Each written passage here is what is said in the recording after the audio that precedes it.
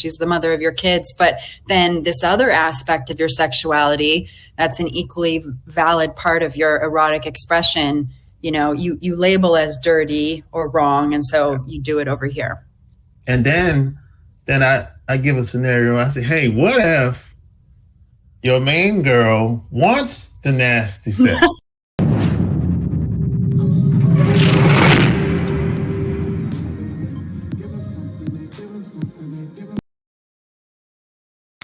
Welcome to another episode coming at you from ChooseYourRelationships.com, author of Love Can't Wait, which can be found on Amazon.com.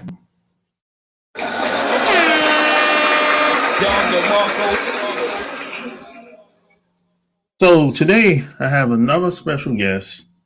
However, before I get into that, share this episode.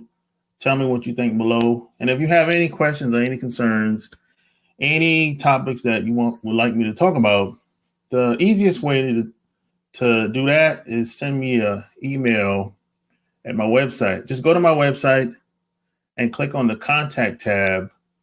And in the subject line, put Love Can't Wait podcast.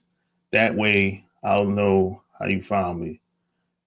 And the second easiest way to contact me is through my Instagram.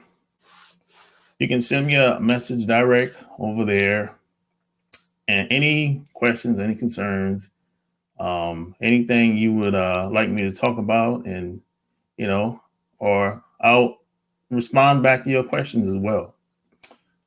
So with that being said, my special guest today is a sexologist, female empowerment coach, author of 4 books, 6 online programs, and a host of other services as well. Welcome to the show. Thank you. I'm happy to be here.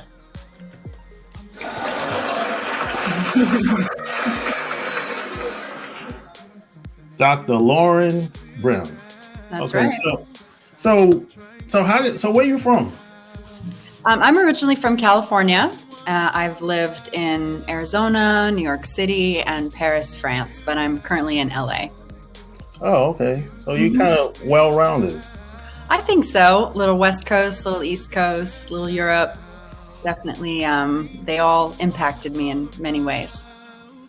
Okay, so how did you get started? Now, your expertise, I would say, is probably one of the most taboo subjects on the planet. You're telling me. So how did you get started? Yeah, I mean, it's a great question because no little girl growing up is like, when I grow up, I want to be a doctor of sex. It just doesn't happen that way. I was actually in midwifery school, and about a year into my studies, I had been attending births as a birth doula. I had already been in alternative healthcare for about 10 years that I had gotten into from a dance injury that really opened me up into mind-body medicine and the impact of our emotions and belief systems on our health. But I was studying to be a midwife, and as I was sitting in the office with these clients coming in who had, had babies either 3 weeks before, 6 months before, years before, I realized that common among all of them were questions about sex and real concerns and how it was impacting their marriage and, things going on with their body. And the midwife didn't have any answers for them. I could tell she was uncomfortable with the subject. She wasn't welcoming. It was just sort of passed off as, oh, well, it's normal to not want sex. Wear cotton underwear, take some probiotics, everything will be fine. And I was sitting there going, wow, these women want to have a conversation about this and they need help with this. And really, who do you go to? Do you talk to your therapist? Do you talk to your OBGYN? Do you talk to your girlfriends? Like, where do we go as adults to get help with sexuality? And so it was at that moment that I realized I wanted to be that person. And I went on to write my first book while I was living in Paris and sort of questioning, well, where do our ideas about sex come from? And questioning what comes from religion and how do, where does marriage come from and how we think about that? And then all these our experience of sex, our sexual scripts as a culture. Where do they come from? Do they work? Are they satisfying? Do they need to be changed? And so I was doing my own exploration and then went on to do my doctorate. And now I work mostly with couples, but also with individuals, either some of them experiencing sexual dysfunction, like inability to have an orgasm or pain or premature ejaculation, and others just wanting more pleasure, deeper intimacy, and to match their libidos a bit better. Yeah, I've traveled quite a bit as well, but I realized that when it comes to sex or sexuality in other countries, people are kind of open versus living in the Western world. They don't have a lot of hang-ups like we do over here. It's and I was kind of caught off guard because I didn't really I didn't know, because at the time I was 19 years 20 years old at the time, and it's not like here in North America, sex is kind of like the big thing. Like it's like, but other countries, it's not so much like that. Yeah, it's so country specific. I mean, we definitely, if you look at the origin of a country and the religion that's dominated, we definitely began with the Pilgrims and this puritanical, Christianity and sex is for marriage and all of that.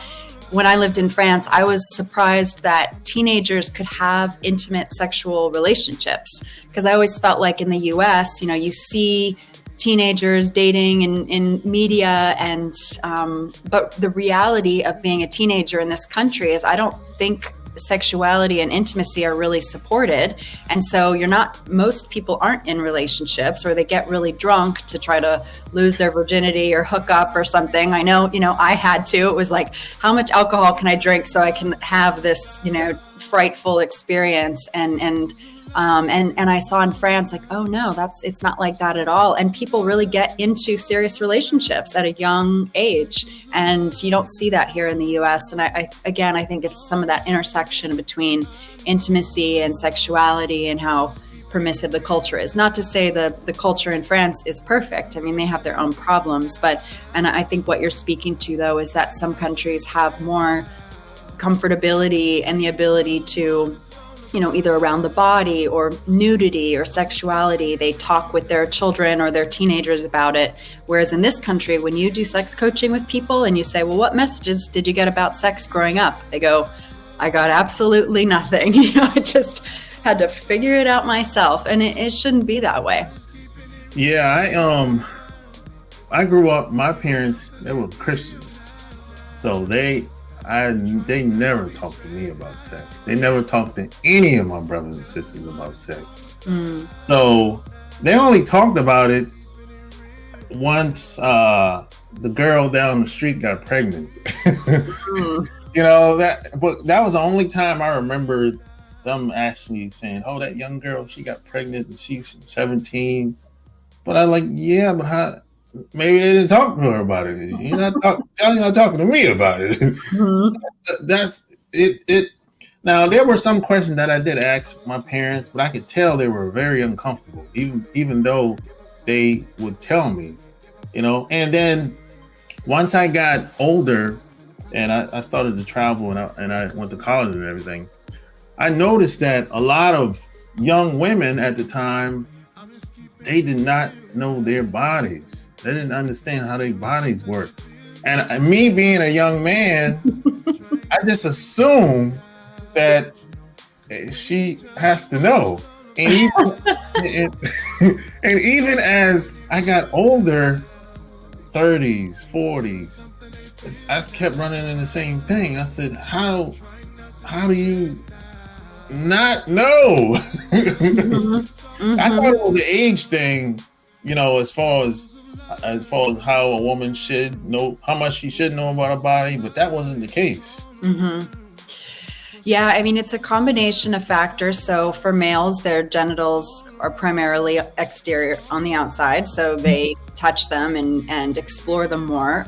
Whereas women, it's inside, and they're really encouraged not to touch and not to explore. And that's kind of the cultural component, is that men are given permission to desire women, to look at women, to be aroused. Like their sexuality is a given. Like, oh, well, you know, men, like they're going to think with their penis, and men are going to be men, or boys are going to be boys. And whereas women are really told, like, you have more value in this society if you're not sexual. And the best way to be safe is to not be sexual. The best way to not get pregnant is to not be sexual. And the only way any man will really want you is if you're not too sexual. But then suddenly you have to be sexual once you're married, and then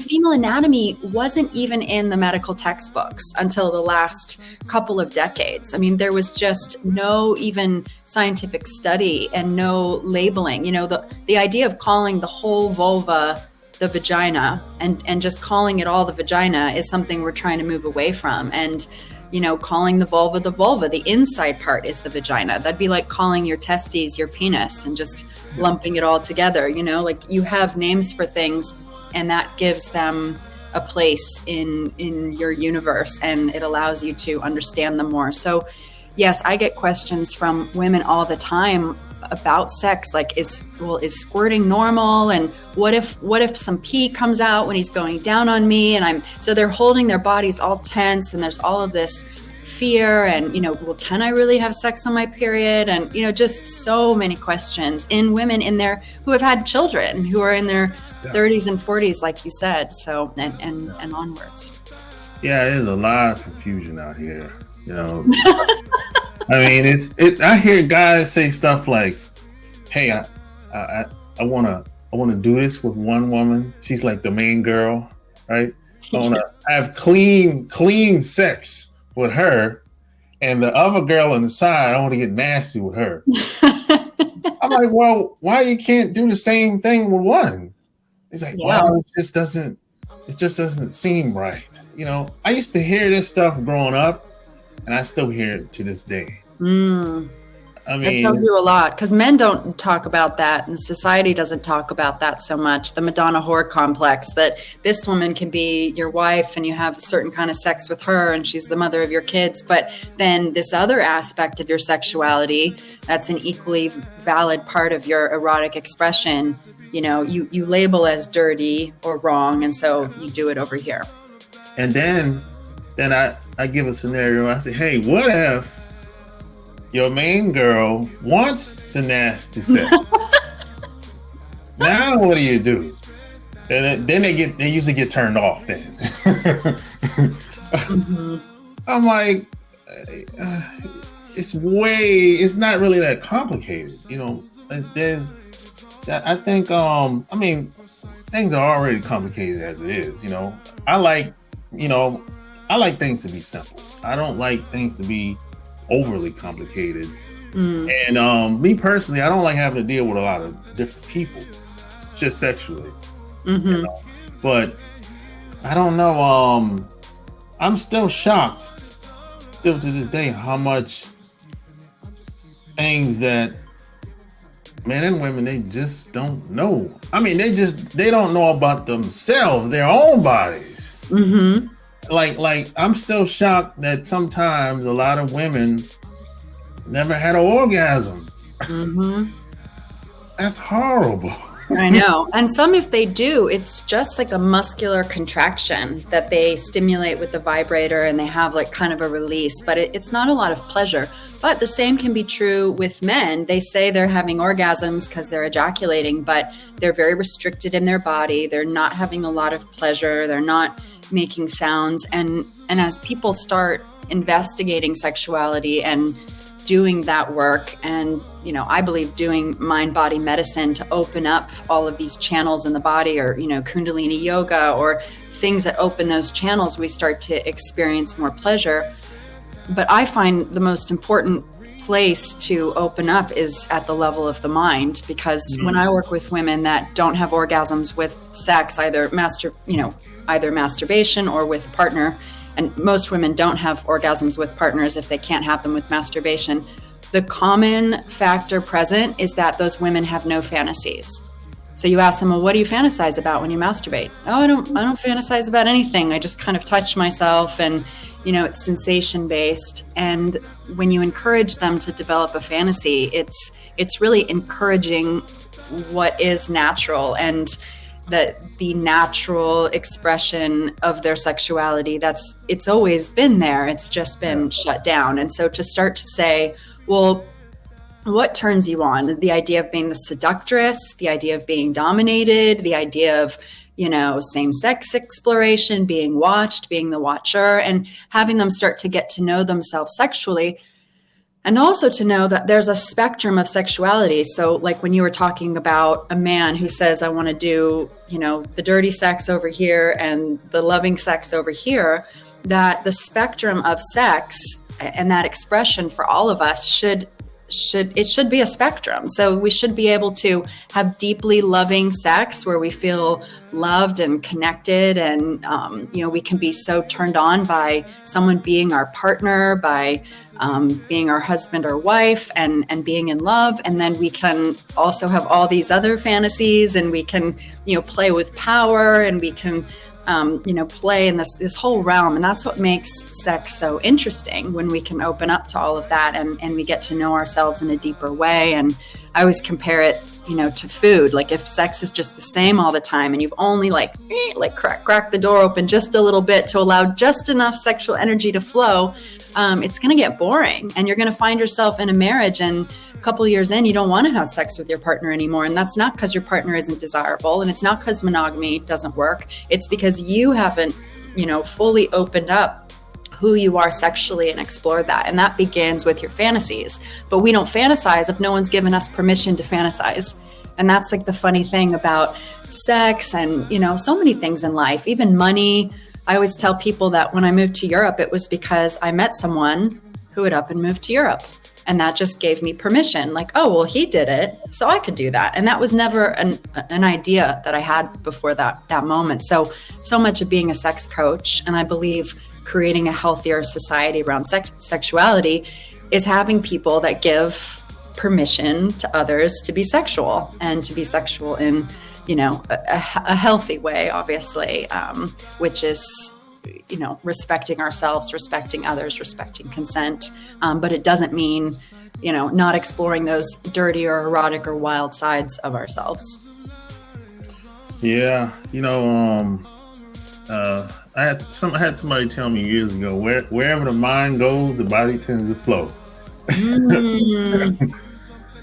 So that's from Taoism, actually. That's the most ancient texts on the planet come from the Vedas, and they say the blood or the chi follows the mind follows the spirit follows the Tao, which is the movement of all that is. So yes, everything in the body, if your blood's not flowing to your genitals, if you're not having spectacular orgasms, if that's because something's blocked in the mind or even at the spirit level.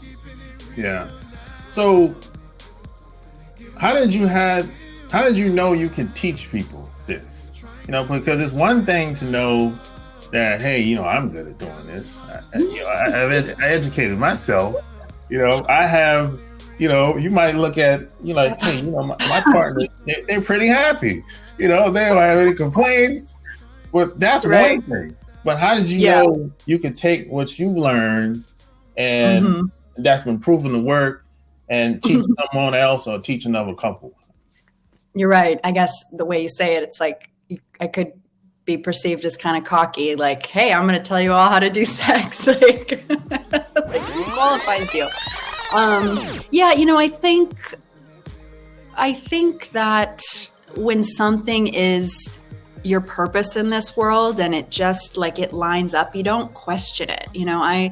I used to be a professional dancer, and growing up, I just knew I was good at dance. It's what I wanted to do all day. I'd get home from school and put on a Michael Jackson CD and just, dance for hours in the living room. Like I was a dancer. And I think with, being a teacher and being a healer, that once I found that path, it was just very natural and I didn't question it. And I think with sexuality because of my also Christian upbringing and how repressed it was, and all of the steps of overcoming that.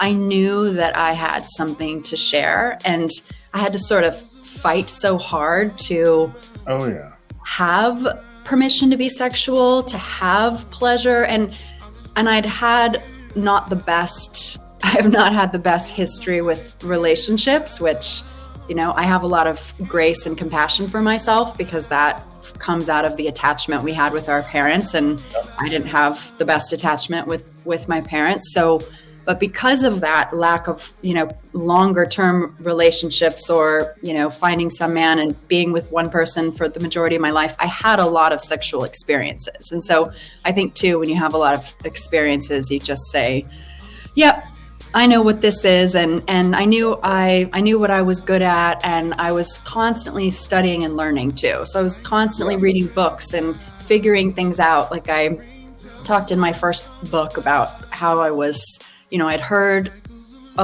from a friend of mine, this French girl, that when she would have sex, like the bed was sopping wet afterwards. And I was like, what?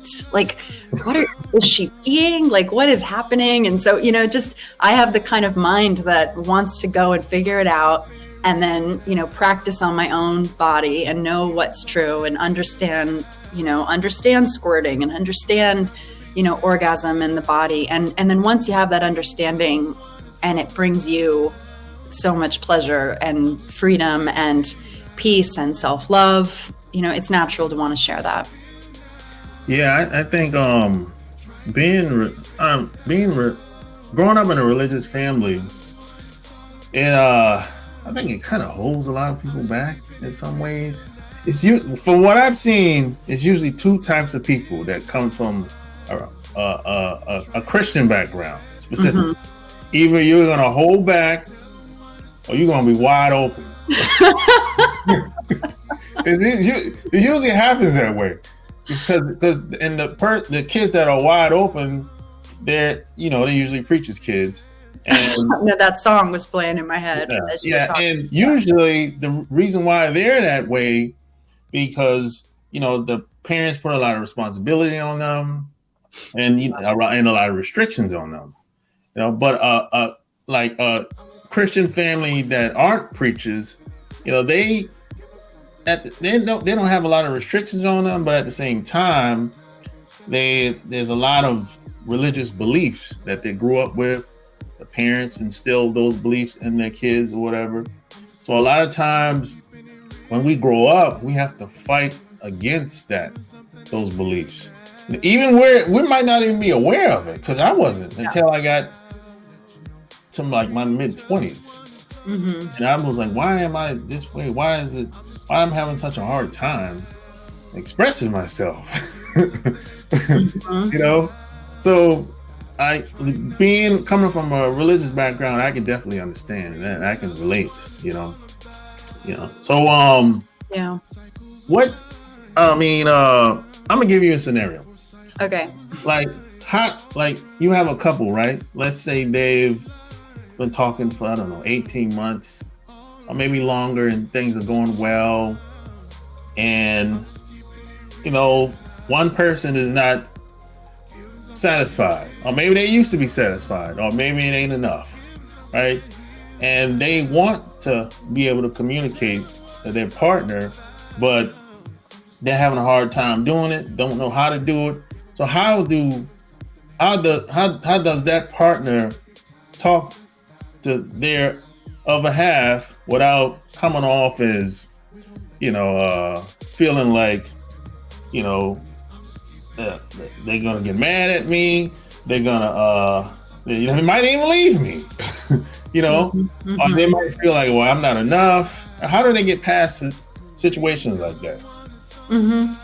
Well, I think if it's the initial conversation, so you're not bringing any kind of therapist or coach at this point, but something is bothering you, or you'd like more of something and you're not sure how to bring it up. I really like this concept of, it's kind of a funny name, but they call it the shit sandwich. So the hard part is in the middle, but you open and you close with something that's really pleasant. So you open with, baby, I love our sex and I love your body and I'm having, so much fun with da da da. And I loved last Tuesday when we da da da. I would really love for you to last longer for me, because I feel like, I have more orgasmic potential, or I'm getting stressed that you're, coming too soon. And, and I want and then closing with, I want our sex to, I want us like both to have as much satisfaction as possible. And, closing with that kind of positive thing, like, what do you think? And then opening up that conversation. Now, where couples usually get stuck is they run up into, they don't like their education. Their education is so limited. So the guy might say, well, I am lasting a long time, that's like, I'm lasting 15 minutes, or you had an orgasm, like, isn't that enough? Or, and they run into their shame. So there's shame about it. And then there's a lack of, they don't even know how to solve that. Like, how do you last longer in sex? And or maybe she's saying, well, I want to have an orgasm and I want you to do more to make me have it. And he's going, well, is it my responsibility or is it your responsibility? And again, they run into all these things they don't know. So that's where, books can be really helpful. Online programs can be really helpful in learning about the body and learning about orgasm and learning what we now know about those things from science and also from, the ancient wisdom too, like Taoism and the Kama Sutra. Like this information's been around a long time. We just don't have access to it. And then if things don't get better, even just one session or meeting with a sex coach is a really powerful experience where both people get to share their goals and get information, get validation, get corrected where they're wrong about things, and then be given homework to go and, work on masturbating in a different way or relating to each other in a different way. But people that talk about sex have better sex. And I always remind people of that. That's just that fact, So if you want to have better sex, a big part is to just talk about it. And it doesn't matter where you begin, and you don't have to do it perfectly, but just, having the conversation. Yeah, I agree. People want to have better sex, but they just don't like talking about it. It's kind of weird. But let me tell you what I've learned. A lot of married couples that's maybe been together for a long time, 15, 20 years. Mm-hmm. A lot of times they'll make bad decisions. They'll open the marriage up and start having they say, hey, I want to swing. I want to swing. I want to get someone else involved. And a lot of times that wasn't really the solution. They just, they couldn't find enough satisfaction with that person. But at the same time, that doesn't mean you need to bring someone else in. Mm-hmm. So a lot of couples they make bad decisions, when it comes to situations like that. Yeah, there's definitely a portion of the population where both partners, get a lot of joy out of opening up the marriage. And there are couples that are happily polyamorous or swinging or whatnot.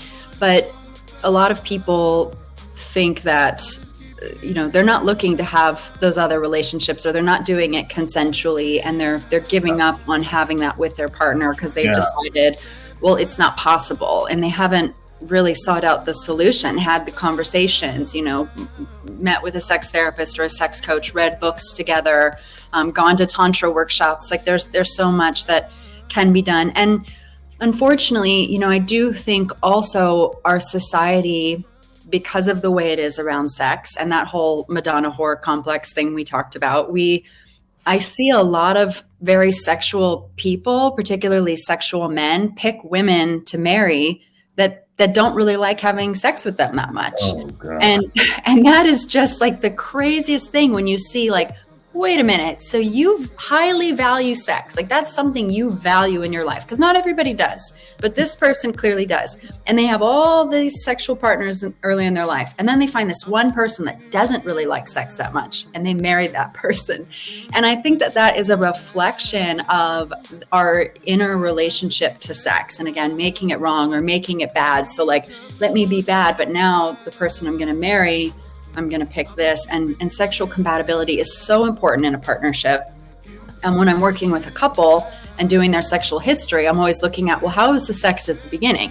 And if they say, well, it was great, the chemistry was there, and, I liked their genitals and their smell and all of that, and we've just lost it over time, I'm like, great, we can get this back and expanding into infinity, because creative energy is infinite. Just like, we're never going to write all the songs or make all the movies. Like, well, we've made everything we can make now. We used it up. Sexual energy is the same. It's infinite.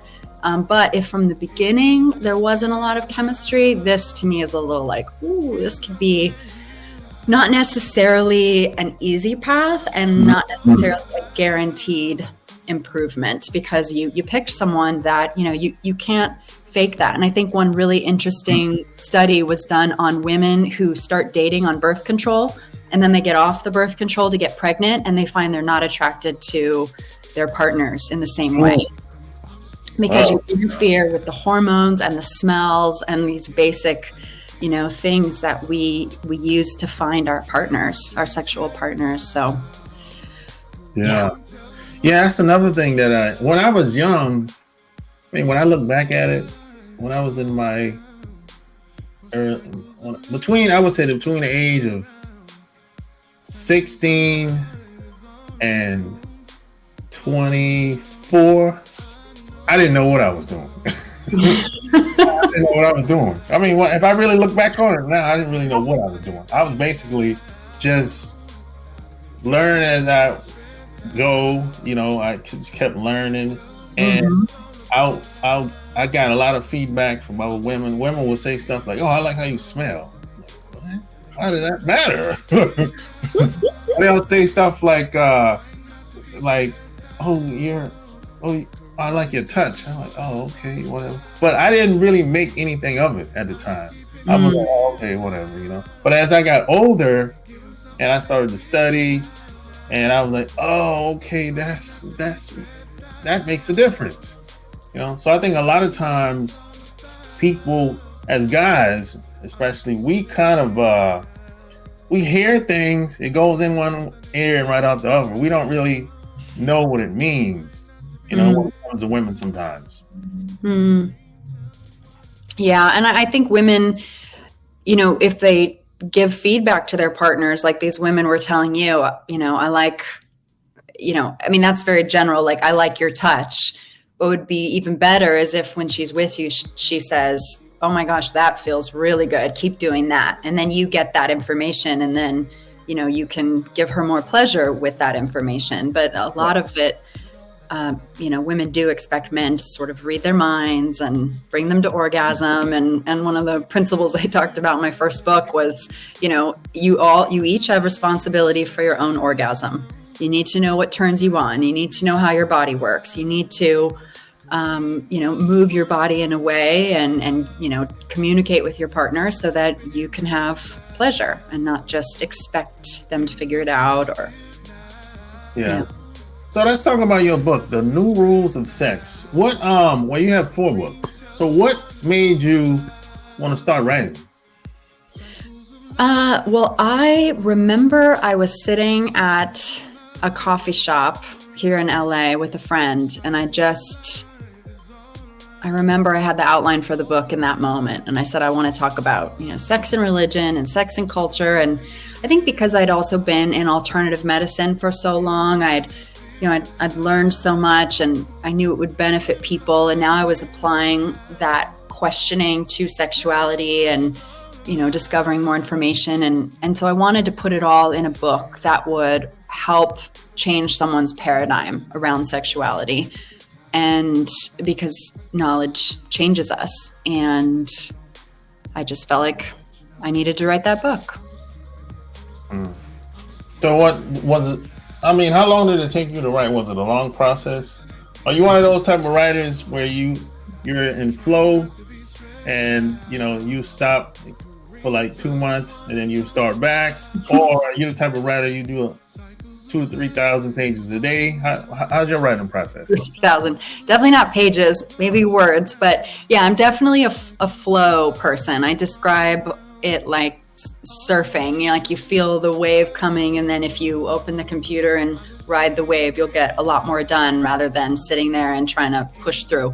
But I think there has to be a combination of sitting down and pushing through. Like I'm going to work on that and do the part that's not as easy, and then also optimizing when there's flow. And I think it took about a year. And when I finished it, I was in Berlin at the time, and that'll always be a really fun memory for me because I didn't know anyone in Berlin, and I had some Airbnb, and I just all of a sudden this creative flow turned on, and the rain was pouring down outside the balcony, and I was just there cooking and smoking cigarettes and writing and just in this flow finishing this book. And it was really magical time, and I felt like that experience would help women to more quickly go on the journey that had taken me many years, that I could take them through it very quickly with this book to get them to a place of more freedom and more pleasure with their sexuality. And that's been the feedback that I've gotten from women, is that, they read it and then they are more orgasmic with sex, and, things start happening. And that's the power of information, that someone tells you something's possible. Someone says, hey, it's possible to have 5 orgasms in a row. And then they go, really? And then suddenly they have 5 orgasms in a row. And so I love that about information. But it was my first book. And so I think as you keep writing, your writing gets better and it gets easier. So it's sort of choppy. And there was a lot more research in that one than other books that were more interview based.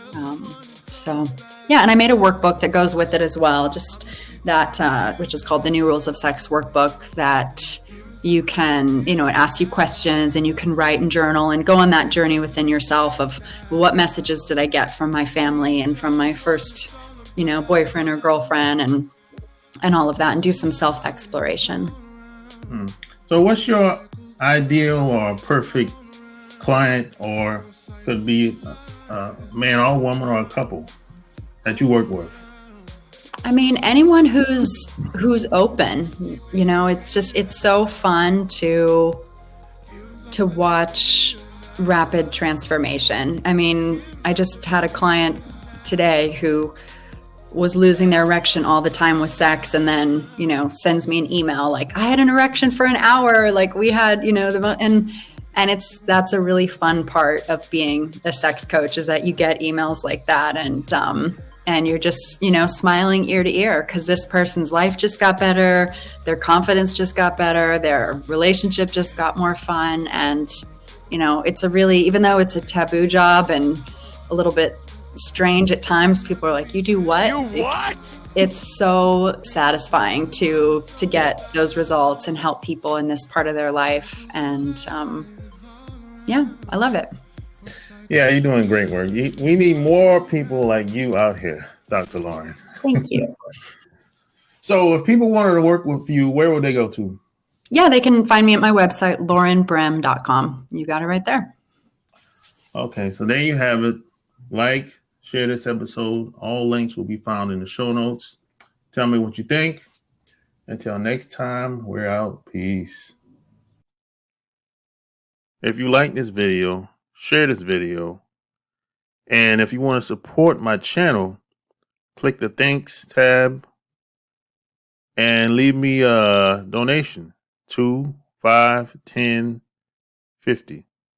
Just click whatever tab you want to donate and leave me a note and let me know how the video helped you. And you click the buy and send tab. Appreciate it. Yeah, baby. Yeah.